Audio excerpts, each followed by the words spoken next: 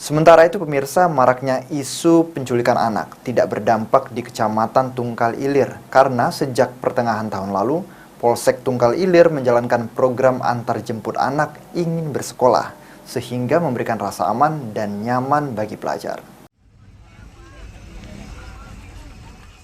Maraknya isu penculikan anak ternyata tidak berdampak di Kecamatan Tungkal Ilir karena sejak pertengahan 2022, Polsek Tungkal Ilir menjalankan program antar jemput anak ingin bersekolah. Ajaib.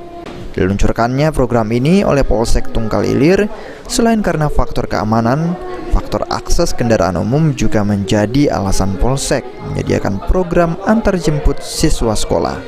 Melihat sulitnya siswa mendapatkan akses angkutan menuju sekolah yang jaraknya berkilo-kilometer, Polsek Tungkal Ilir melakukan aksi peduli dengan menyediakan bus khusus pelajar yang ternyata ikut didukung oleh sejumlah perusahaan setempat. Setiap hari, bus pelajar ini berjalan mengantar dan menjemput siswa SD dan SMP di Tungkal Ilir menuju sekolah mereka.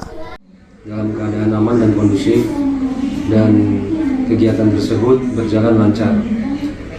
Polsek Tungkal Ilir juga pernah bekerja sama dengan kecamatan dan TTPN 7. Kita mengadakan program ajaib namanya antar jemput anak ingin bersekolah.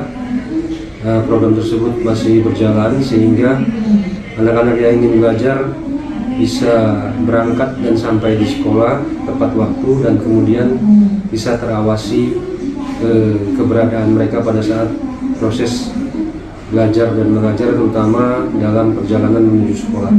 Sehingga untuk isu-isu penculikan di wilayah hukum Polsek Tungkal Ilir, alhamdulillah sampai saat ini. Oleh Polsek, setiap pelajar yang naik bus tidak dikenakan biaya dalam setiap kali jalan karena Polsek mendapatkan subsidi bantuan dari pihak perusahaan setempat.